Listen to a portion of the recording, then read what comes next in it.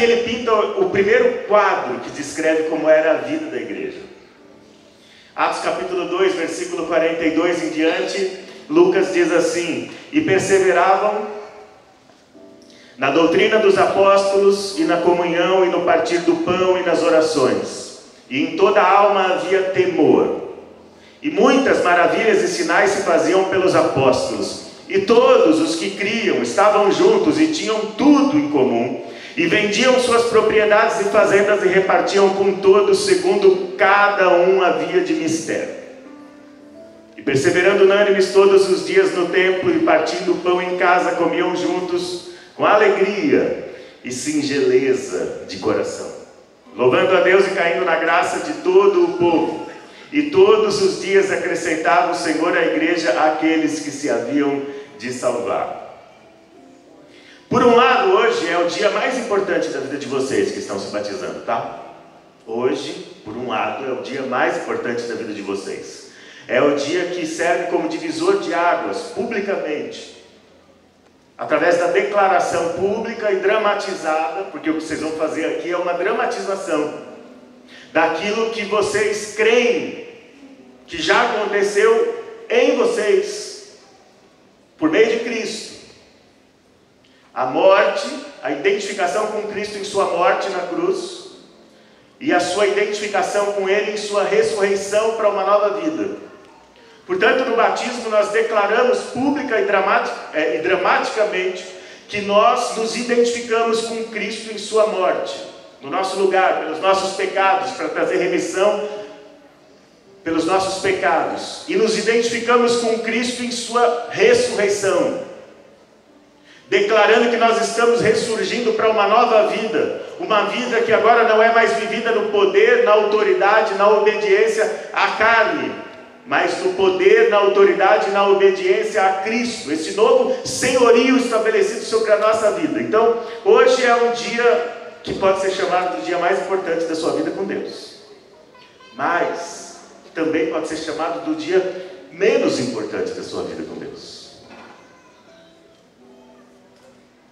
porque o que importa é o que vai acontecer a partir de agora, entre você e Deus, entre você e a palavra de Deus, entre você e os mandamentos de Cristo, entre você e a família de Deus, que é a igreja de Jesus Cristo, seus irmãos e suas irmãs, todos aqueles a quem Deus deu o direito de serem chamados filhos de Deus, por causa da fé em Cristo. Você tem a obrigação de chamar de teus irmãos e tuas irmãs. Assim como nascer fisicamente, 48 anos atrás, foi a coisa mais importante que aconteceu na minha vida por um lado, e também foi a coisa menos importante, porque o que importa é tudo que veio depois disso. E o que é que tem que vir depois disso? Bom, no meu caso, 48 anos depois, eu posso dizer uma coisa com certeza para vocês: eu cresci. Para cima, para os lados, para frente, tenho crescido mais. À medida que parei de crescer para cima, tenho crescido para frente. O que é um problema grave, né? É sério isso. Se tem uma coisa que tem que acontecer na sua vida a partir de hoje, em nome de Jesus, é crescer. Se eu tivesse de dar um único conselho para vocês aqui, que estão descendo as águas hoje, se eu tivesse de dar um único conselho, o meu conselho seria: cresça. Agora, como é que a gente cresce? Porque se tem uma tragédia que pode acontecer, talvez uma das piores tragédias que pode acontecer na vida de uma pessoa, e de um cristão sobretudo, é não crescer. Agora, como é que a gente pode crescer? Essa passagem, esse quadro que Lucas descreve sobre a igreja do livro de Atos, essa igreja em Jerusalém, a igreja que era orientada, pastoreada pessoalmente pelos apóstolos, que teve o privilégio de conviver com esses homens que conviveram com Cristo, cheios do poder e da autoridade do Espírito Santo, curando doentes, expulsando demônios, anunciando a palavra, sofrendo perseguição pelo poder do Espírito Santo.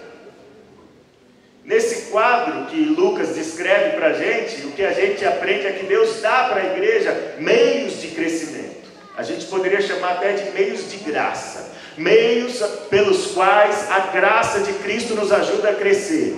Para vocês que vão se batizar, olha aqui para mim. Quem aqui quer crescer em Cristo? Levanta a mão. Quer crescer? Aqueles que já se batizaram há muito tempo aí, que estão aí atrás, quem aqui quer continuar crescendo em Cristo até o último dia da sua vida? Levanta a mão. Eu quero. Eu quero. Eu quero. Eu sei que Deus usa jumentos, mas eu não quero ser o mesmo jumento ano que vem que sou hoje. Eu quero crescer. Eu quero mudar, eu quero melhorar, eu quero avançar. A minha vida é do meu mestre, não é isso que a gente já cantou tantas vezes? Eu quero seguir o meu mestre, porque a minha vida é dele. E aqui nessa passagem, Lucas pinta para a gente o quadro de uma igreja que encontra e aproveita esses meios de crescimento. Para ficar fácil, tudo com a letra C. Quais são os meios de crescimento que Jesus mostra para a gente, que a palavra de Deus mostra para a gente através desse texto de Lucas aqui? Repete comigo essas palavras: crença, culto, não, fala aí, com vontade, fala. Crença, culto, conduta, comunidade e comissão. Crença, culto, conduta, comunidade, comissão. Gente, esses são os meios de crescimento. Em primeiro lugar, crença. Não existe vida cristã sem doutrina cristã. Não existe evangelho sem o conteúdo do evangelho, que é a mensagem de Cristo, a mensagem da cruz, a mensagem daquele que morreu no seu lugar. Nós cremos em algo. A crença é muito importante. Lucas diz aqui que os primeiros crentes, essa primeira comunidade de cristãos ali em Jerusalém, perseveravam na doutrina dos apóstolos. Uma das principais doenças evangélicas hoje no nosso país e no Ocidente de modo geral é o analfabetismo bíblico. O que tem de crente que não lê a Bíblia, não entende a Bíblia, não compreende o Evangelho, não compreende a maravilhosa história da redenção? O que tem de gente dentro da igreja que está todas as semanas na igreja e não entendeu ainda a mensagem da palavra de Deus, porque não lê, porque não presta atenção, porque não vai numa escola bíblica dominical, porque não compra um livro para compreender melhor as questões que são importantes para a sua vida. Gente, não está escrito isso. E isso se reflete na má qualidade e no mau testemunho da igreja. O que tem de gente por aí que se diz cristã, mas que é analfabeto biblicamente e sai por aí seguindo o conselho dos ímpios. Lembra do que o salmista fala no Salmo 1? Se você começa ouvindo o conselho dos ímpios, não vai demorar muito para você andar no caminho dos pecadores. E se você começar a trilhar o caminho dos pecadores, não vai demorar muito para você se assentar na roda dos escarnecedores, para você se tornar só mais um entre aqueles que escarnecem Deus e a Bíblia. Mas tudo começa com os conselhos que você ouve. Quem é que está fazendo a sua cabeça? É o último influenciador digital? O pregador coach? Ou, sei lá, o líder ou a líder do centro universitário lá? Ou do grêmio do seu colégio? Cheio de ideias atravessadas, fazendo a sua cabeça? Concentre-se na doutrina dos apóstolos, concentre-se na palavra de Deus, alimente-se disso. Como uma vez disse o evangelista, um dos maiores evangelistas de todo o tempo, Moody: ou este livro te afastará do pecado, ou o pecado te afastará desse livro. A grande maioria das pessoas que eu vejo lidando com problemas de falta de crescimento, lidando a vida inteira com os mesmos pecados, os mesmos vícios, os mesmos problemas, os mesmos conflitos, os mesmos reveses na vida, na maioria desses casos, as pessoas estão sofrendo porque não conhecem a palavra de Deus. Elas erram por não conhecer a palavra. Batem cabeça no casamento, ou no namoro, antes do casamento. Batem cabeça na relação com os filhos, ou no trabalho, ou nos estudos, na família, na igreja, porque não se dedicam a conhecer a palavra. Persevere na doutrina. Olha aqui para mim, vocês que vão se batizar.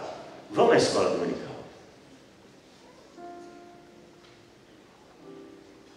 Leiam a Bíblia todos os dias.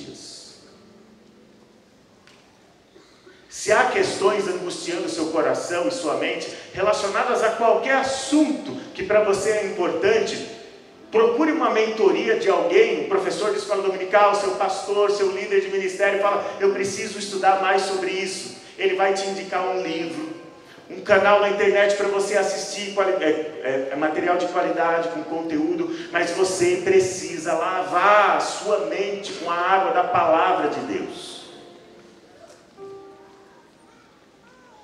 É a crença, é a doutrina, é a fé. Mas a vida cristã não é só acreditar em alguma coisa. Vida cristã não é só crença, não é só confissão de fé. Vida cristã também é conduta. É por isso que Cristo é a verdade, mas também é o caminho. Mas também é a vida. É por isso que os autores do Novo Testamento estão o tempo todo convocando os crentes a andar no Espírito, a andar com Cristo, a andar na fé, a andar na luz, porque vida cristã é andar, não tem a ver só com o que você fala, não tem a ver só com o que você canta, não tem só a ver com o que você ouve ou lê, tem a ver com como você vive. E aqui Lucas diz para a gente que em cada alma havia temor, e eles eram guiados pelo temor de Deus, que o livro de Provérbios fala que o temor do Senhor é o princípio da sabedoria. Quer viver uma vida sábia? Quer viver uma vida reta? Viva uma vida orientada pelo temor de Deus. Eu não estou falando de medo de Deus, tá? Não estou falando de medo de um personagem celestial que é um carrasco e está prestes a castigar você o tempo todo. Eu estou falando de temor do Senhor, um desejo ardente no seu coração de agradá-lo, de viver para Ele, de fazê-lo sorrir, de receber o aplauso do céu e não dos homens. Uma preocupação no seu coração o tempo todo em não fazer algo que vá entristecer o Espírito Santo dentro de você. Eles eram guiados pelo temor, em cada alma havia temor. E para eles a fé em Cristo, para essa comunidade aqui que Lucas está descrevendo para a gente, a fé em Cristo não era uma questão de palavras, mas de fato, de ação. A comunhão para eles não era uma comunhão de palavras, mas de fato, de ação. Eles estavam todos os dias juntos.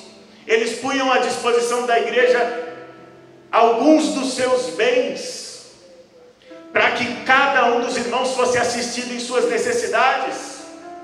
Eles estavam dispostos a sofrer perseguição, abandono, a ser deserdados por suas próprias famílias, renegados pelos próprios pais por abraçar a fé em Cristo. Para eles a fé cristã não era uma coisa teórica que enchia suas cabeças.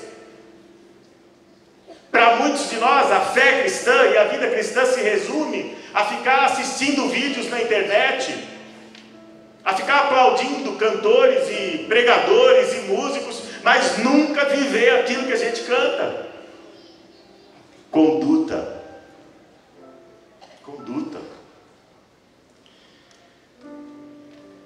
Além da crença e da conduta, o culto. É impossível viver uma vida cristã saudável, afastado da adoração, porque a vida cristã se resume a estar em comunhão com Deus, por meio de Cristo Jesus, e é uma comunhão voltada para a adoração, orientada para a adoração. É o culto pessoal e público que prestamos a Deus. Encontre-se com um crente que não cresce de jeito nenhum espiritualmente, e você com certeza estará diante de um crente que tem sido negligente em relação ao seu culto pessoal a Deus. Eles estavam todos os dias juntos. Não tinha um templo cristão. Então eles estavam todos os dias no templo. Eles iam para o templo todos os dias. Se encontrar lá, se reunir lá nos átrios do templo. Adorar a Deus lá. Eles estavam sempre em oração, louvando a Deus, é o que Lucas diz aqui, com alegria no coração e com singeleza ou sinceridade de coração, o tempo todo. Não seja negligente com a sua vida pessoal, com a sua devoção pessoal a Deus, senão você não vai crescer e não vai funcionar. Olha aqui, ó, não vai funcionar você querer nadar com Cristo sem uma vida pessoal, diária, cotidiana de adoração a Cristo. Quando Deus manda Moisés falar para Faraó: libera o meu povo, porque eu quero que o meu povo vá ao deserto para fazer o quê? Para me adorar. Moisés, Arão vão diante de Faraó dizer para ele: olha, Deus está mandando um recado, Ele quer que você libere o povo, para o povo ir para o deserto adorar. Deus te chama para uma vida de adoração, Deus te chama para uma vida de comunhão. Jesus disse para a mulher samaritana ali na beira daquele tanque, Ele falou: o Pai procura, o que é que o Pai procura? Adoradores. O Pai procura adoradores. Comunhão com Deus, comunhão com Cristo, comunhão com o Espírito Santo, por meio de uma vida de devoção a Deus. É tempo com Ele, com o joelho no chão. É tempo com Ele, com a palavra de Deus nas mãos. É tempo com Ele no carro, indo para o trabalho ou para a escola. É tempo com Ele, é uma mente consagrada a Ele. Não se amoldem aos padrões desse mundo, não é o que o apóstolo Paulo fala em Romanos capítulo 12, mas sejam moldados em sua mente. E é pela palavra que somos moldados. Culto a Deus, não negligencie isso. Toda vez que eu me deparo na minha vida, ou na vida dos meus irmãos, com problemas crônicos, que não se resolvem por nada, por detrás daquilo há negligência. Está faltando comunhão com Deus. Você se tornará parecido com aquilo para o que você está apontado. Assim como um espelho. A Bíblia diz que Deus nos fez a sua imagem e semelhança. Deus fez os seres humanos espelhos. Você se tornará parecido com aquilo para o que você está apontado. Ou você aponta o seu rosto para Cristo, a sua face para Cristo, a sua rotina para Cristo, o seu coração para Cristo, ou você nunca se parecerá com Ele. Além do culto, além da crença, além da conduta, a comunidade. Sabe qual é a principal doença do nosso tempo? É a solidão. Todos os transtornos e doenças físicas, emocionais, sociais, que se vêm hoje se proliferando pela nossa sociedade, invadindo as nossas casas, inclusive as nossas famílias, estão relacionados à solidão. O maior objeto de pesquisa hoje em dia de psicólogos, psiquiatras, médicos, tem sido esta coisa chamada solidão, que segundo os pesquisadores agora, das ciências médicas, ela chega a doer fisicamente. Alguém aqui já sentiu solidão que dói fisicamente no peito? É disso que eu estou falando. A igreja de Cristo é relevante no mundo por muitas razões. Mas talvez na nossa geração, na geração de vocês aí, talvez na nossa geração, a maior relevância da igreja de Cristo esteja justamente nisso. Nesse sentimento de comunidade, de pertencimento, de família, de saber que você tem alguém com quem se encontrar e que encontrará você, alguém para quem olhar e que vai olhar você, alguém que você pode ouvir, que também vai ouvir você, A igreja precisa ser essa comunidade. Onde ela estiver, não interessa, ela precisa ser essa comunidade. A gente vive na era da comunicação, mas da total falta de comunhão. Você pode ter 5.000 amigos no seu Facebook e está se cortando lá em casa, no banheiro de casa sozinho, sem que ninguém saiba, sem que ninguém veja. Essa tem sido a realidade, e vocês sabem disso, especialmente jovens e adolescentes que estão se submetendo ao batismo aqui hoje. Vocês sabem disso, porque na escola de vocês está cheio de gente assim, popular na internet e afundando na solidão, na sua vida pessoal. Eles estavam juntos. Não se afaste dos seus irmãos. Se você passou por um grupo de discipulado para descer as águas aqui, eu digo para você, não se afaste dessas pessoas que estudaram a Bíblia com você. Não se afaste. E é necessário esforço, é necessário dedicação, é necessária renúncia, é necessária consagração para isso. Mantenha as suas amizades espirituais, porque no fim das contas, elas vão sustentar você. Não adianta você se preocupar só em congregar numa igreja que a música é boa, que a pregação é excelente, ou até mesmo bíblica. É legal isso, é excelente, é necessário, é essencial. Mas se você não se relacionar com ninguém na sua comunidade, eu estou falando de relacionamento de verdade, de amizade, de confidência, de confissão de pecado, de oração junto, de lágrimas. A comunhão para esses primeiros crentes aqui não era só uma comunhão do bem, da selfie. Era uma comunhão de bens, inclusive. E quando a gente fala no bolso, a gente está falando do órgão mais sensível, não é? Dos seres humanos hoje. Nada dói mais para a gente do que o bolso, né? A comunhão deles era uma comunhão de bolso também. Custava para eles muita coisa. Eu preciso dizer para você, aquilo que não te custa nada, também não vale nada. Comunhão custa caro, mas pague o preço. Crença, culto, conduta, comunidade, e o resultado de tudo isso? Crescimento, a partir da obediência à comissão. Lucas fala que todos os dias o Senhor ia acrescentando aqueles que criam em Cristo a comunidade, e a comunidade crescia cada vez mais. Era um grupo de 120 pessoas orando juntas, receberam o poder do Espírito Santo, e a promessa que Jesus tinha feito para eles foi essa: vocês receberão o poder do alto e vão se tornar testemunhas. É para isso. Poder de Deus não é para você ficar fazendo aviãozinho só, não é só para o reteté. Não tenho nada contra o aviãozinho, tá bom? Não tenho nada contra o reteté. Eu oro em línguas, isso é maravilhoso.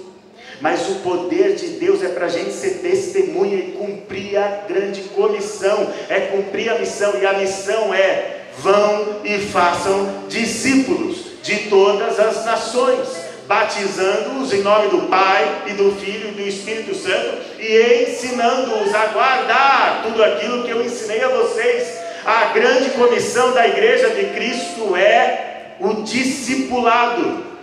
A igreja de Cristo cresce por meio do testemunho. E aí o desafio serve para todos nós que estamos aqui hoje, mas eu vou falar em especial com vocês de novo que estão se batizando. Vocês que estão se batizando. Quem aqui entre vocês conhece alguém que não conhece a Cristo? Levanta a mão. Levanta a mão, para levantar aí, coragem. Conhece alguém que não conhece a Cristo? Conhece? Levanta a mão. Quem conhece alguém que não conhece a Cristo? O que é que você está fazendo a respeito? Agora eu não quero que você responda para mim, porque eu quero que você responda para Cristo. E para o Espírito Santo que está falando com você. Você tem orado por essa pessoa? Você tem apresentado essa pessoa a Deus? Você tem pedido para Deus uma oportunidade concreta para você compartilhar o Evangelho com essa pessoa? Para ela conhecer a tão grande salvação que alcançou você? A igreja de Cristo aqui no livro de Atos crescia vertiginosamente. de 120 pessoas para 3.000, depois 5.000 pessoas, e não parava de crescer. E em uma geração o Evangelho alcançou todo mundo conhecido da época. Um só homem, o apóstolo Paulo, viajou mais de 32.000 quilômetros e levou o Evangelho pessoalmente para todas as grandes cidades do mundo da sua época, e ele fez isso em 15 anos. Mas eu estou falando para você, o mundo começa aí, nessa pessoa que você lembrou, que você conhece, que não conhece a Cristo. Peça para Deus o coração dessa pessoa. Peça para Deus a oportunidade de ser um testemunho vivo do poder de Deus na sua vida, na vida dessa pessoa. Peça para Deus a chance de poder compartilhar com ela, nem que seja em poucas palavras, num momento, a maravilhosa mensagem do Evangelho, de que Cristo morreu por ela, para promover perdão para todos os seus pecados, para redimi-la e para dar a ela uma nova chance, a chance de uma vida nova, de uma vida ressurreta, de uma vida glorificada em Cristo pelo poder do Espírito Santo. E leva ela para a tua igreja. Leva essa pessoa para ensaiar lá no coro da sua igreja, para assistir um ensaio, para participar de um culto, para ouvir a manifestação do Evangelho ali diante dos olhos dela, e para poder ter a chance de entregar o seu coração para Cristo e passar por esse mesmo processo que você está passando, para daqui 2 batismos, 3 ou 1 batismo, ela está descendo as águas ali, ó, para que você possa estender a ela a mão e chamá-la de irmã, de irmão.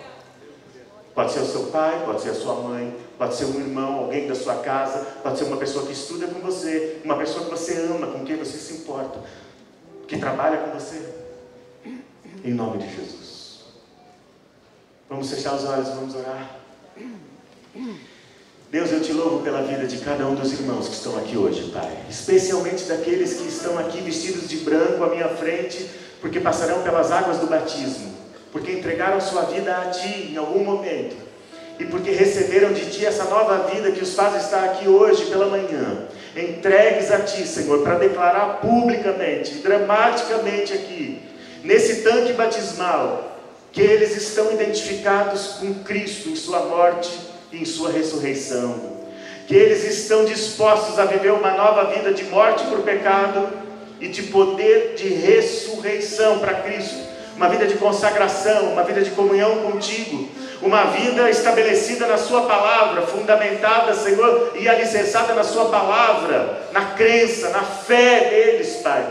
Uma vida voltada para o culto, para a adoração, para a comunhão pessoal contigo. Uma vida que é marcada, Senhor, pelo cotidiano, pelo andar com Cristo, pela obediência diária, pela consagração diária. Uma vida em comunidade, uma vida em amor fraternal, uma vida em confissão mútua de pecado, orações uns pelos outros, intercessões, conselhos dados, conselhos recebidos, inspirados na Tua palavra, Senhor. Em nome de Jesus, ajuda cada um desses novos convertidos aqui, e dessas pessoas que cresceram na igreja, mas que agora decidiram pelo batismo, a viver uma vida de comunidade, a amar suas igrejas, a amar seus irmãos e irmãs, a amar seus líderes, seus pastores, a dar sua vida dentro de suas igrejas e de suas congregações, sabendo que não há coisa mais preciosa do que viver para Ti e do que trabalhar na Sua obra, porque todas as coisas findarão, mas o Teu povo permanecerá para sempre, para sempre. O povo redimido pelo sangue do Teu Filho irá prevalecer, e essa comunidade vai resistir. Essa comunidade que não foi afundada pela perseguição, pelo Coliseu, essa comunidade que tem resistido bravamente pelo poder e pela autoridade do Teu Espírito e da Tua palavra, Pai. Dá-nos o crescimento que nós precisamos, Senhor, para viver para Ti, para dar testemunho de Ti, em nossa vida pessoal, todos os dias, em nossa comunidade, em nossa igreja. Que as nossas igrejas cresçam pelo poder do testemunho do Evangelho e alcance as pessoas que estão à nossa volta, e que o Senhor tanto amou, que deu o Seu próprio Filho, para que cada um deles creia e não pereça, mas viva a vida eterna conosco diante da Tua face, em nome de Jesus. Amém. Amém. Deus abençoe vocês. Amém.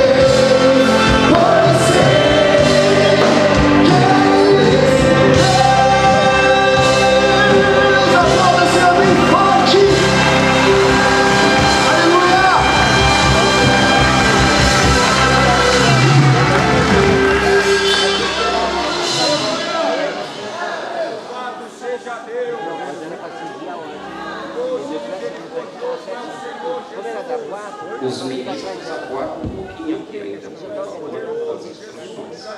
Meus amados irmãos, a paz do Senhor a todos. Podem tomar os vossos assentos, com exceção dos candidatos ao batismo.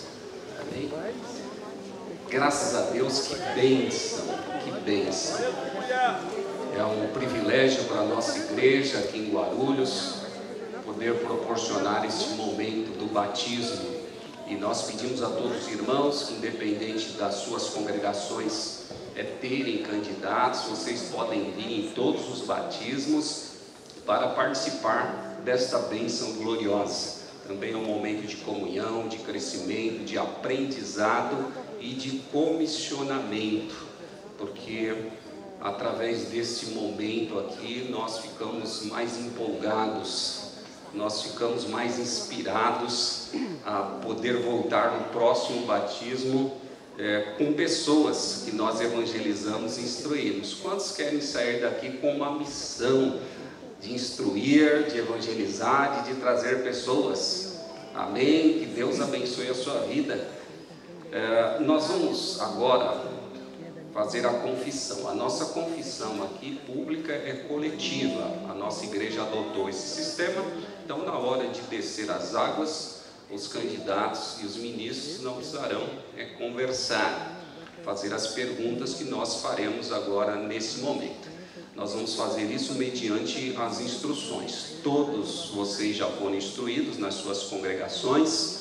Tem o DINC, o DEINC, um departamento de instrução, que os evangelizou e ensinou a palavra de Deus. Cada um veio a Cristo de uma forma, seja pelo evangelismo pessoal, coletivo, ou foram para a igreja e de certa forma reconheceram o Senhor Jesus como Salvador.